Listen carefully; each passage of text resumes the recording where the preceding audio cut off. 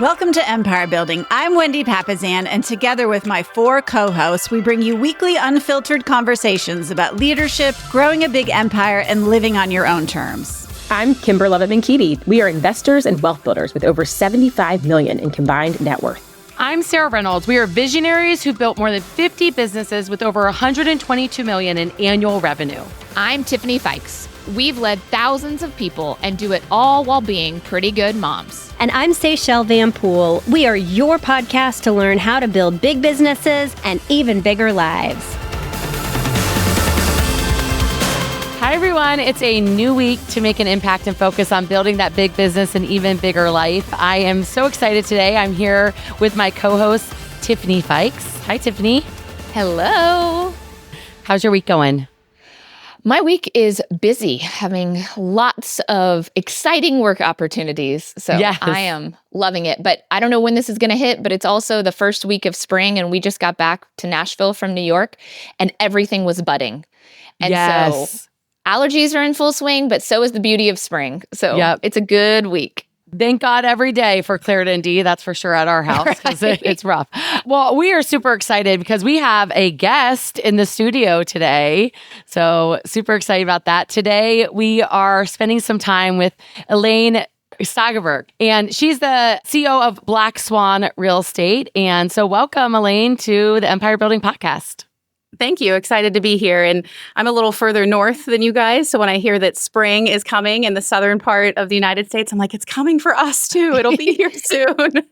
It'll get to you eventually. Tell our listeners, where are you located? I live in Rochester, Minnesota. That's right. Okay. So I woke up so pumped this morning about the opportunity that I have and Tiffany has to spend time with you and learn from you. And we're going to start off by reading your bio and letting our listeners know a little bit who you are. So then we're going to dive into getting all the gold out of her brain. Awesome. And this is one that all of our listeners are going to want to have your pen or paper out if you're in a safe place to take notes and or to re-listen to it again. So Elaine is the co-owner and founder of Black Swan Real Estate. She's also a leading national presenter. She is an investment leader and real estate expert. She's also a doctor in psychiatry. Dr. Elaine. I think it's our first doctor on the podcast. Yes, we have another first. Our first doctor. I love that. Also a mother of 5. 5, like count your whole hand of kids. Your whole hand. Yes. And I just learned under 9. 5 under 9. Correct. Oh, God bless you. Okay. And mentor to physicians and real estate investors from all walks of life. She received her MD and MHA from the University of Oklahoma and was one of the few selected to complete her elite training in psychiatry at the Mayo Clinic, the #1 rated hospital in the world. That's for sure. Her best of the best pedigree ingrained her in a powerful, deep, and rare understanding of what fundamentally drives people and how to help them manifest a better version of themselves. Today, she teaches everyone, ranging from fellow physicians and fund managers to first-time real estate investors, that real estate is the most powerful way to leverage mindset. When I read that is huge, not leverage wealth building, leverage mindset. So powerful. Elaine shows her audiences how to not just turn paychecks into prosperity, but creates a full, enriched life, which will launch her legacy. Elaine is responsible for investor relations and marshaling capital at Black Swan Real Estate. And to date, she has personally raised over $75 million and has never lost investor capital and has never failed to hit a targeted return. So welcome again, Elaine, to Empire Building Podcast. We're excited. Thank you. I'm excited to be here too. We're going to have a good time. Yeah, I feel like we could just go sentence by sentence through that bio and just ask a ton of questions about that. So I cannot wait. You know, listeners, that I nerd out about everything with the brain. And so I promise we'll get to other real estate things too, but I cannot wait to talk about that for sure. So tell us a little bit about Black Swan. You know, you are not a licensed real estate agent. You have told us that. And so want to be really clear with our listeners about that. But it's a different kind of real estate company. So tell us about it. Yeah, absolutely. So Black Swan Real Estate is kind of our umbrella brand. It, at its core, is a private equity firm, an investment firm. We are the general partners of Black Swan Real Estate. My husband, Nick, and I run the company together. Nick is a licensed real estate agent, as you mentioned. I am not. And we work with passive investors to invest in real estate. So we buy single family homes, large multifamily communities, kind of everything in between. We do a value add plan. We manage them. We do all of our own in-house property management with our sister company, Black Swan Living. And right now we have about 400 million in assets under management. And I principally, work on raising capital for Black Swan Real Estate and working with investors and doing investor relations. And Nick principally runs our property management company, Black Swan Living. When you're getting investors, what would you say is your prime target? Those that want to invest, like families that want to invest, or are you going to big companies and raising capital? Yeah, so we work all with high net worth individuals, high net worth families. I'm a big believer in relationships, kind of what I said, to my husband years ago when we really decided to work with, passive investors and really scale the business with passive investors. I wasn't very interested in working with like institutional capital, Wall Street, family offices, those sorts of things, because I think because of my training as a psychiatrist, for me, it is so much about the relationships, so much about understanding, what the dreams and the goals are behind those dollars, and really like using that to motivate me to get up and get the returns, right, that we've discussed with our investors. So we work all with accredited investors. Our funds are what are called Reg D 506C, which means they're available to accredited investors. And we have about 500 passive investors now. Wow. That's awesome. It's a different model, like you said, because it's actually complicating your business to choose to work with individual investors versus larger funds. Like you could have one client with 500 million, or you could have 500 clients or 50 clients. So tell me a little bit more about that. I mean, I want to know the why, and that's what's going to drive me to do a good job. And just tell me about the thought process in making that decision. Yeah, absolutely. So the answer to that goes back some to our origin story. So Nick and I both came from families with, incredible poverty. We very much associated pain with money. And when we met and we got married, that was very much like a cornerstone of our relationship. So he is a career technologist. He was in his technology career. Right after we got married, I went to medical school. And so we knew we were on, a pretty sure track to, high W-2 salaries. And yet we also knew that we wanted time freedom. Even early on in our marriage, we knew we wanted a lot of children. As you mentioned today, we have 5 and we're not stopping. We're hoping for more. And so we knew we wanted time freedom as well. And yet we didn't know much about money, right? Because we had learned sort of what not to do with money, maybe from our parents, but not what to do with money. And so we went to everyone we could think of who was successful and a generation ahead of us and asked them, all sorts of questions. Things like, how do you have a good marriage? What's the most important thing about raising your children? What are you most proud of, right? Just trying to learn from a generation ahead of us. And we would ask things like, how have you built your wealth? And we heard time and time again, real estate investing. And the conversation would be something like, well, it looks like I'm an attorney and that's where my money comes from, but really I just funnel my income into single family homes. Or, I have this business and I spend the excess profits on investing in office buildings or whatever it was. We're like, oh, there's a clear pattern here. So we decided, right as soon as we got married, that we would be real estate investors. And then I'm sure we'll talk, during our time today of how we grew the portfolio. And then when we made the decision to work with passive investors to become a private equity firm, we did not come into private equity with like a Wall Street background or a finance background, which is, a very different model. We came into it as a family, a married couple, a mom and dad, real estate investors that started with one single family home and had built a very large portfolio of our own at that point. We had self-managed all the way, had eventually created our fully fledged property management company. And so we basically said, how do we take what worked for our family and replicate it and use that model with passive investors? And there's a lot of sort of opaqueness and just kind of legalese and all sorts of stuff in private equity. There's all sorts of fees that general partners typically charge that I believe is a huge disalignment of incentives between general partners and limited partners because humans are motivated by rewards, right? Like I'm a psychiatrist, I understand human behavior. It doesn't mean they're bad people. It just means that as humans, we are motivated by rewards. And so if general partners can charge this whole sort of menu of fees that's unavailable to the limited partners, chances are good that they're going to make decisions based on maximizing their fee income. And so we don't charge any general partner level fees whatsoever. That's things like an asset management fee, a capital event fee, a acquisition fee. There's all sorts of fees.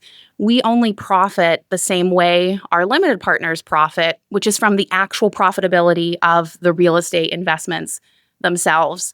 And it's phenomenally successful, and investors love it, right? As evidenced by, the amount of capital that we've been able to raise. And it feels so aligned for me. When we were really making the decision to go from working with just our own capital to working with investor capital, at that point, we had already reached financial freedom. So for both Nick and I, it was really like, what's exciting? What gets us out of bed? What gets us excited to go into the office? And it was not taking on a Wall Street model. It was taking the model that worked for our family and helping many other families with that same model. Okay, so tell us about the model. Like, spell it out. What was the model that worked for you that you implement for your customers now? Yeah, so some of the things that are different about us, just kind of in general, as real estate investors, is we do sort of full spectrum real estate. We do single family homes all the way up to large multifamily communities. In 2023, we had the largest residential real estate transaction in the whole state of Minnesota.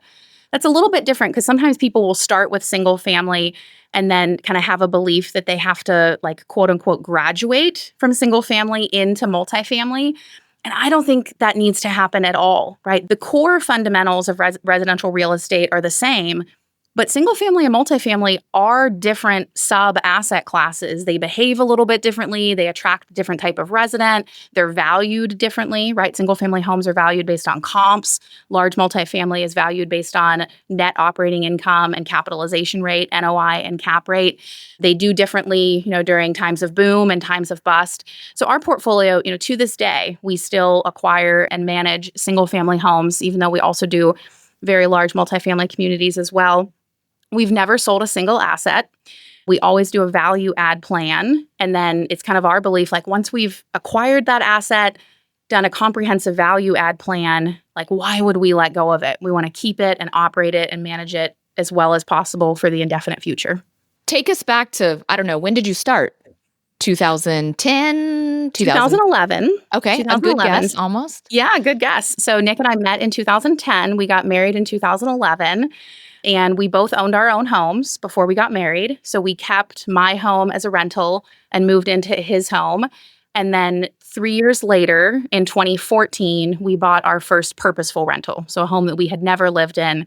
We bought it, explicitly to renovate it, do a cash out refi, and hold it as a rental. So at that point you had two. So then did you buy an apartment next? Like, what did you do next? So during that original phase, I was in medical school in Oklahoma City. And then I matched. That's what happens when doctors graduate from medical school. They match to a residency. So I matched to the Mayo Clinic in Rochester, Minnesota. Nick was born and raised in Minnesota. So this was kind of a coming home for him. He had been away from Rochester for about 15 years. So we were excited to come back. His mom lived here. Obviously, I was elated to train at the best hospital in the world. And our first purchase in Rochester was a duplex. And then our next purchase was a duplex. And then our next purchase was 2 single-family homes at the same time, one purchase agreement.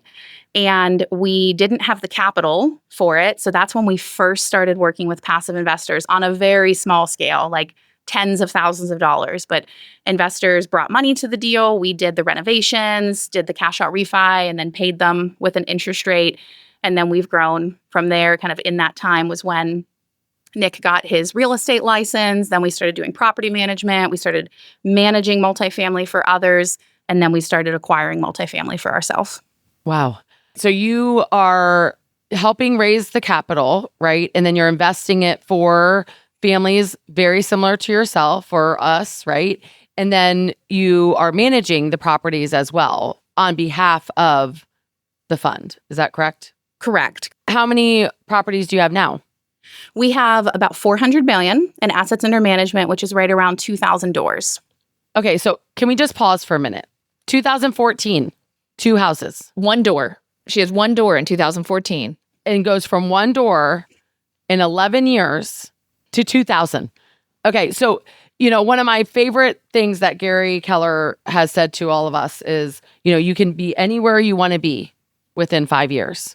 Mm-hmm. And what an inspirational story this is of how in a decade, you literally changed your family tree. I mean, neither of you came from this. You made wise decisions. You built a team, including your marriage, right? And focused on one thing, which is building wealth through real estate and helping others do the same. Well, you guys sure know how to pump a lady up. Making me feel amazing. But yeah, you're absolutely right. I'm a huge fan of Gary and his teachings. I love that he teaches, stick with what you know and become an amazing expert at it. Don't get bored with what works. Keep doing it. Become the best of the best. People overestimate what they can do in a year and vastly underestimate what can happen in a decade. And the story, is proof of all of those teachings. Yeah, you're a huge example of that. Okay, so you're in medical school. The next right path for a doctor is not usually real estate investing.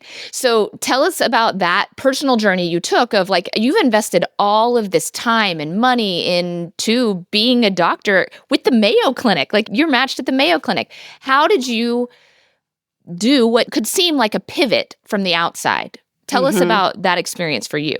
Yeah. Some of it was kind of planned and purposeful, and some of it was kind of life unfolding.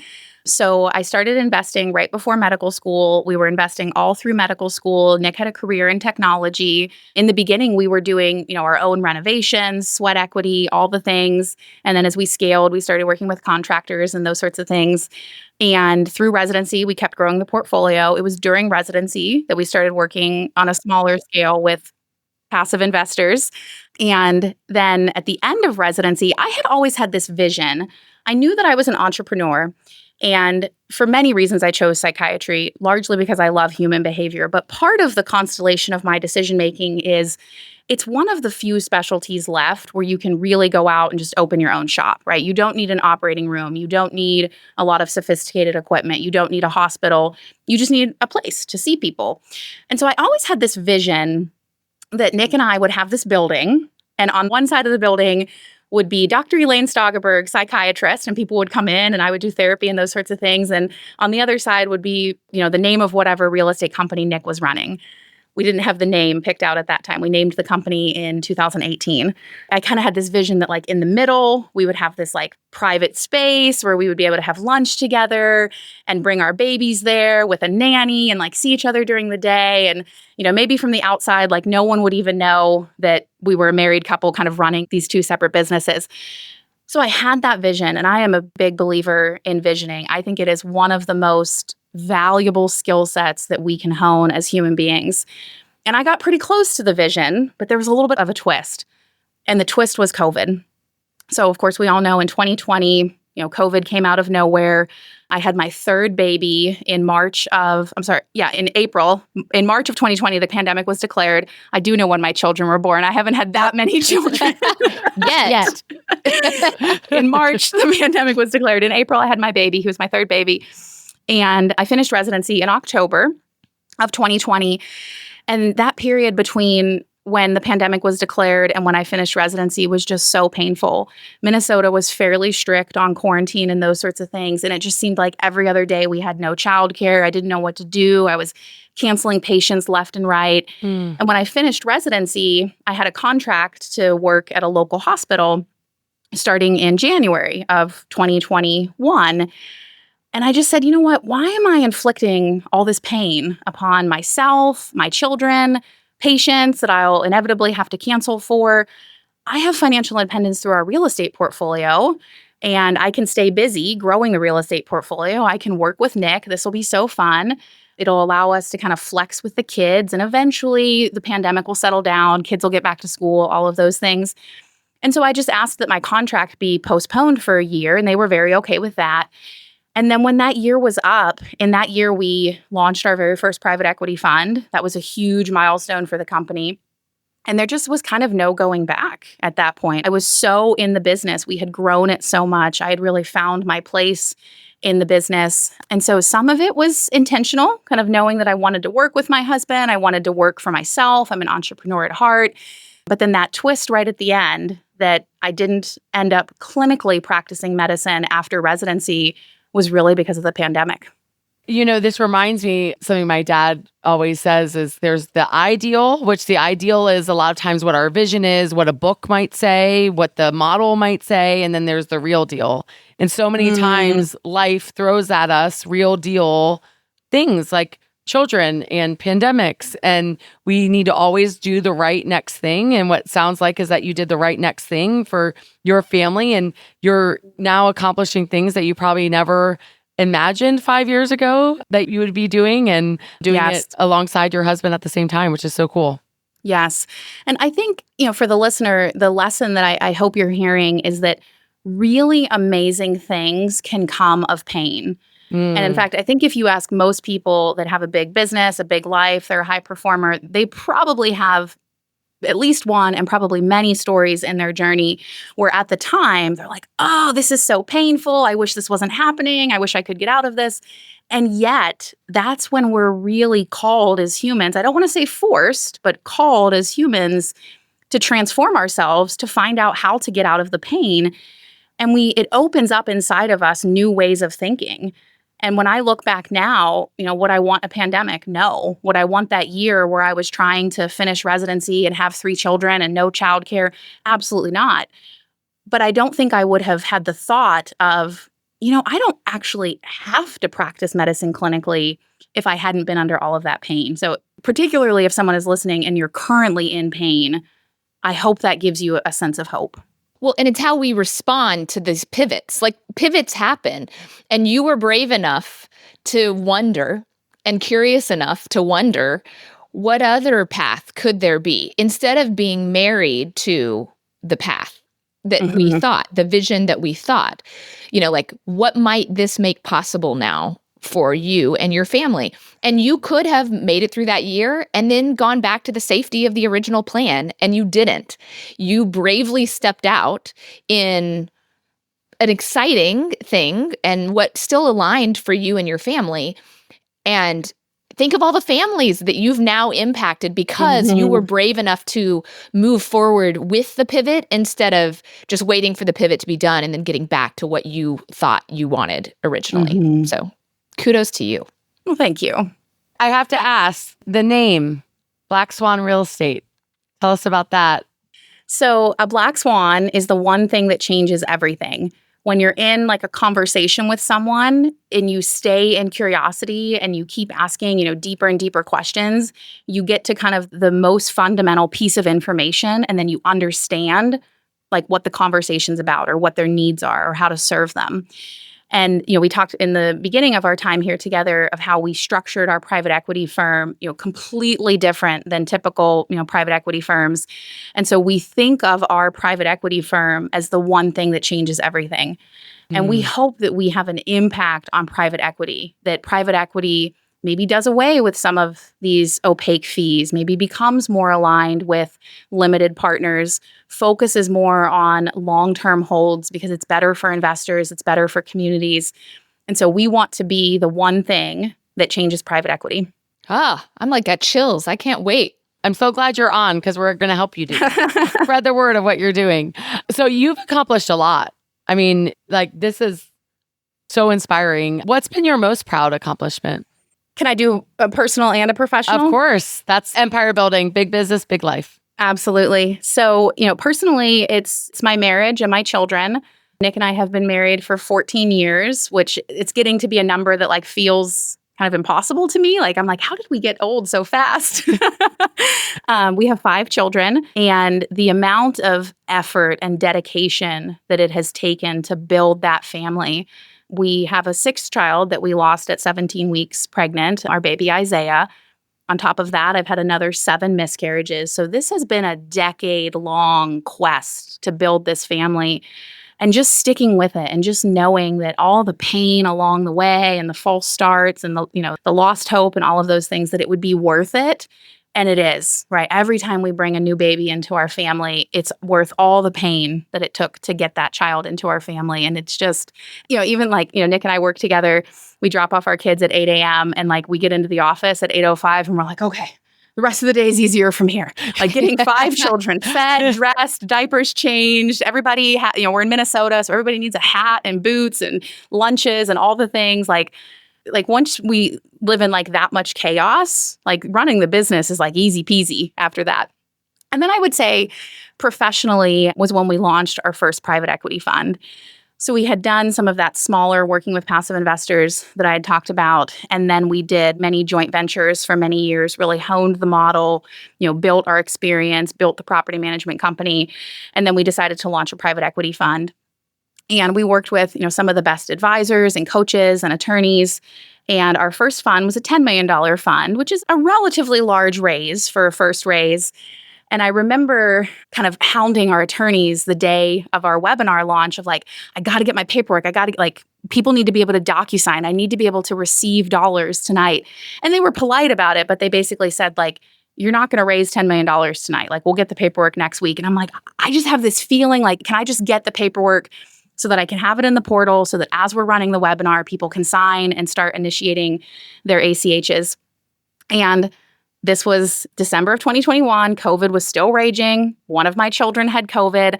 We had to pivot and do our live webinar launch from our living room instead of in the office because no one will babysit a child that has COVID, right? Not just an exposure, but an active COVID infection. I was home with the kids that day. I did everything in my power to wear them out. We're outside playing in the snow, sledding, running, I'm going to wear these kids out, put them to bed. And literally just prayed, please let these children stay asleep, please. I was 30 weeks pregnant with our 4th baby, Christmas trees in the background. We launched Fund 1. It kind of quickly turned into a telethon because we could see in our software how much money was coming in.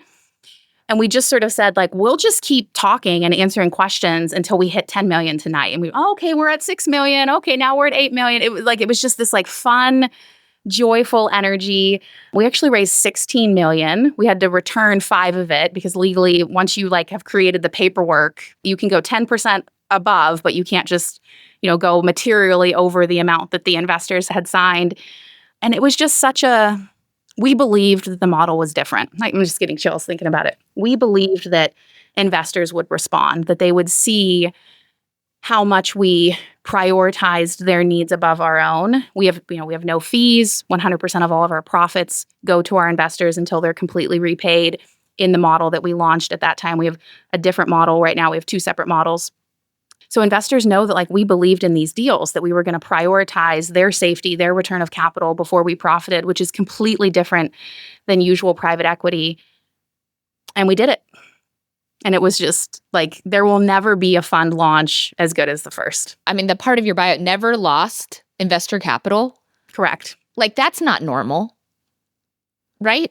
Yeah. I mean, we're so conservative. No, it's not normal. No, it's not normal at all. To be able to say with that much money, you've never lost their capital. Maybe they didn't get exactly the return, but you've never lost their principal. Correct. Wow. Yep. That's amazing. Yep. A lot of that comes from the way we underwrite. Because we manage, right? So we know buildings inside and out. We are real estate investors. We are not Wall Street experts who have, say, a real estate specific expertise. We are real estate investors who have scaled into private equity. We do management. We're in our buildings every day. We're working with our property managers. I was just teaching our team about emotional support animals earlier today because we're going into the big, busy leasing season. And I want to make sure they're all educated and in compliance with federal and state law. And then we do debt very differently. We have all fixed rate debt in the entire portfolio. And that's, probably a whole other episode, but variable rate debt has hurt a lot of real estate investors over the last, 3 years as rates just skyrocketed somewhat unexpectedly. And when rates were at those historic lows, we made the tough choice to get all fixed rate debt. And so it has protected us in a very staggering way over the last several years. Okay. We got to talk about the kids before we go. Well, we don't have to talk about each individual kid, but you have a huge business and a huge life. And I think a lot of women walk around thinking they have to choose. And women don't talk about how do you make that actually happen enough. I mean, like pregnancy loss, they don't talk about that enough. Like, tell us about how you balance it, how you quote unquote have it all, a big family that you're going to continue to grow and a big business. A big part of it is just believing that it's possible, just believing that we knew we wanted somewhere between 5 and 7 children. We have 5. We're going to go for another. I'm almost 39, so we feel like kind of the clock's running out, but we're going to go for another.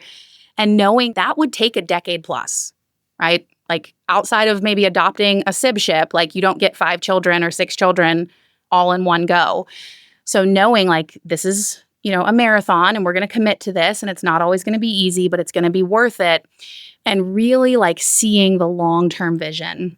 Nick is an only child. His mother has passed away. He never knew his father.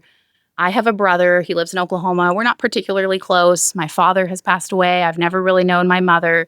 And so we're kind of like 2 lone wolves. And we're like, we don't want this for our children. We want our children to have siblings and cousins and our grandchildren to have cousins and aunts and uncles and these big family get-togethers. And it is going to take 30, 40, 50 years to create that, right? That big Thanksgiving where we have all of our children and their significant others. And hopefully, the kids have children by then and we're all together, like knowing that is the vision and that we just have to keep working toward it. So the pregnancy losses, the deliveries, the infancy, the childhood, the steps that we haven't hit yet because our oldest is only 9, it's to get to that vision. That's the mindset piece of it. The tactics are, I am a big believer, and I hope particularly women who are listening, you've got to have help. And it doesn't mean anything about your ability to run a household, to be a mother, to be a wife, whatever. This like belief that has been brainwashed into us that if you have help, like someone else is raising your children or you can't keep a home nice, it's baloney. If you want a big life, you've got to have people helping you with your vision. So early on in the beginning, it started off small, like once a month housekeepers and then twice a month and then escalating. And then today we have an army, right? So the 4 older children are in school full time. Our baby is with a nanny. We have 1 full-time nanny, 2 part-time nannies. We have an overnight nanny for when we travel out of town. We have housekeepers that come 3 times a week. We have a chef that prepares food for us. And the lesson I want people to hear there is like, I don't want you to hear like, oh, must be nice to be Elaine. It took a decade to build that, like 1 Lego piece at a time. And really saying like, do we want designer clothes? Do we want fancy vacations? Do we want new cars? No, I want my time. I want to be able to show up, be with my children, hang out with them, play with them, have a nice meal with them, leave the dishes right on the table and know that someone else is going to handle it. And so that's what we prioritize. And it has allowed me to focus so much on the business and then on being in my marriage and then being present with the children. So good. It's so powerful. And we really want every listener to hear this, especially those that are females, to feel empowered by what Elaine is sharing, because the truth is that our team, a lot of times everyone talks about their team at work, their team in their business. As a female empire builder, it is impossible to build a big business if you don't start your team at home.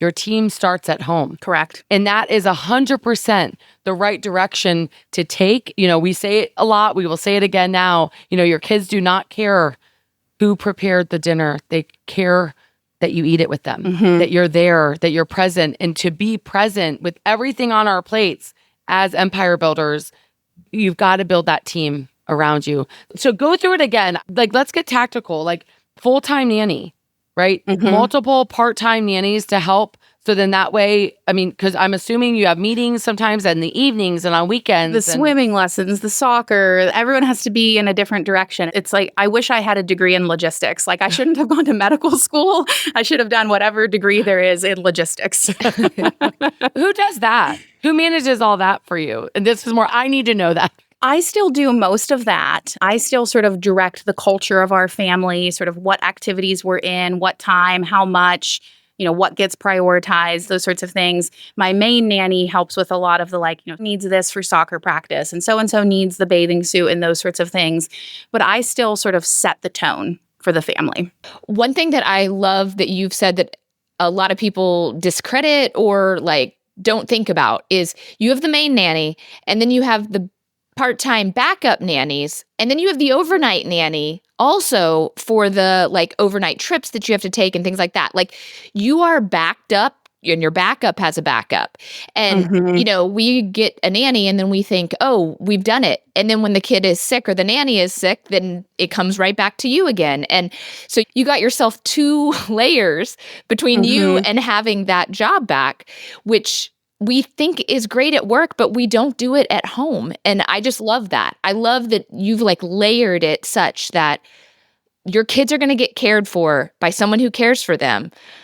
But in an emergency, it's not necessarily going to pull you out of a meeting. You've got a backup. Yeah. I'm so glad you brought that up. I'll try to tell the story quickly, but I was at a mastermind event that I desperately wanted to be at. You had to like pay to be in the year-long membership to even have the opportunity to pay to get an invitation to like this particular mastermind. It was in Sun Valley, Idaho. Nick and I were there together. We were going to learn a ton. We were going to be with this like super elevated audience with a huge mentor of ours. And my nanny got sick. And she tried to tough it out for a night or two with her mom coming in to help. And then she just like couldn't do it. She had like very severe strep throat. And so she called and she's like, Elaine, like one of you has got to come home. And I'm like, I'll go home. And I flew home immediately from Sun Valley to Salt Lake to Minneapolis, like, within a few hours of her calling. And I remember just like sobbing in the shuttle from the resort to the airport, like so much so that the driver was like, ma'am, did someone die? And that sort of like snapped me out of it. And I'm like, no, this is a first world problem. I'm very blessed. No one has died. And I wish I remembered who, because I would want to give this person credit. But in the days after that, I was kind of lamenting to someone about how painful it was that I had to miss that event. But of course, I had to be there for my children. And this person said, if you want to live a big life, you have to have a deep bench. And it was just like, that makes a ton of sense. Yes. Like if you are running a Super Bowl football team, you don't have one of each position. Yep. You've got a lot of those positions, right? And people that can pivot and, have different skill sets. And that was so eye-opening for me. And then coupled with the kids getting older and going to different activities and those sorts of things, it's the nighttime where we've got a lot of different people taking people in different directions. But yeah, you're absolutely right. That goes with having the big business and big life, right? That's gold. If you want to live a big life and have a big business, you have to have a bench, not just in the business, at home as well. So powerful. We want to be respectful of your time, and you've gifted us so much time already. I do have to ask you, how do you prioritize with 5 kids? How do you prioritize that the most important relationship, which is that relationship with Nick? Part of it is just I have this like unending desire to be with him. In fact, sometimes us parenting our children together is challenging because we cannot stop talking to each other. Like, especially our older children, they'll be like, will you please stop talking to each other? So it's actually like, it might seem like, wow, it might be hard if there's, one parent home with 5 children, but in a lot of ways it's easier because we can just focus on the kids. So part of it is just, we just love being in each other's company. We enjoy talking with each other about the business, faith, what's going on in the world, kids, our goals, our visions. It wasn't always that way. I would say for the first probably 5 or 6 years of our marriage, we had a good marriage, but not maybe the level of intensity that we have in our marriage now. And we've been married 14 years, probably about halfway through, we really decided it's unconventional in Western wisdom. Western wisdom is like you alone are responsible for your feelings. And that's generally true in most relationships, right? You can't go worrying about the feelings of everyone else. You need to behave in accordance with your own values, and kind of how they feel is on them. But in a marriage, that's a different relationship. And so we decided that we would commit to the feelings of the other. Like I am responsible for Nick's happiness and he is responsible for my happiness. And we check in with each other. The first question we ask each other every morning is, what's your number one priority today, and how can I support you with that? And, especially because we're running, the same business, we have the same children, we have the same goals, like just the ability to like pivot and support each other and be there for each other and know that I have this like very strong resource that can help me with anything that I have on my mind. And that when he needs my help, I'm elated to give it. And then all sorts of other things. Like a big one is we divided our duties in the business. For a couple of years, we were just sort of one big pot. And that created a lot of friction with our team too. And so then we really separated out, like, this is like, I run Black Swan Real Estate, he runs Black Swan Living. Obviously, those are sister companies, so they overlap a little bit, but that helps a lot. And then there's just a slew of other things. But I would say that pivot halfway through our marriage where we really committed to say, this is the most important relationship in my life. And I am going to take full responsibility for your life experience because I love you so much. I want to commit myself 100% to your happiness. And it totally changed everything for us. I mean, we could talk to you for the next 2 hours, probably. Like, I am just loving eating up everything that you're talking about. But I want to make sure that you have a chance to tell our listeners how they can connect with you, because I think what you're doing in your company is amazing. So what are the opportunities that people have to get involved with Black Swan Real Estate? Yeah. If someone wants to invest alongside us as a passive investor, our website is securefreedomfund.com. That's the fund that we're working on right now. Our general website is meetblackswan.com, and it has a ton of stuff. Our portfolio, you can block a time on my calendar and do a 15-minute call with me. You can sign up for our email newsletter. Once a month, we do something called Community Power Hour, where we go on Zoom and do a live teaching call and Q&A, all sorts of fun resources. And they're all at that main website, meetblackswan.com. Well, I took our 2 pages of notes in my Remarkable, and I learned so much. And also, you were just so inspiring. And I just appreciate the time that you spent with Tiffany and I and pouring into our listeners, and so much gold. Just a few of the things that I wrote down, and I want to make sure our listeners take away as a reminder is you can be anything, anywhere you want to be, with the right vision, with the right intention, with the right heart and mindset, going from 2 homes to 2,000 doors in a decade. That is what Elaine has done in her amazing team and her family. And wow, so inspiring. You've got to believe that you can. First and foremost, I loved that answer. And that answer applies to so many things, right? Investing, it applies to your family, that you can have that big business and that bigger life. The whole mission of our podcast is to inspire those that you can have both. So many people tell you that you can't. You have to choose between the big business or the big life. And we are 3 empire builders right now on this podcast telling you that you can do it, believe you can, and then get those tactical ways and implement them as you go. And then surround yourself with the best. And that's what you've done. So thank you for joining us. This has been awesome. I learned so much. Thank you for having me. It's been such a pleasure. Yes. And I hope you get lots of followers, and then also those that can also pour into you and lift you up as you've lifted us up. So listeners, get out there, have an awesome week, build that big business, and don't forget that even bigger life. Thanks for joining us today. Have a great week. This podcast is for general informational purposes only. The views, thoughts, and opinions of the guest represent those of the guest and not Keller Williams Realty LLC and its affiliates, and should not be construed as financial, economic, legal, tax, or other advice. This podcast is provided without any warranty or guarantee of its accuracy, completeness, timeliness, or results from using the information.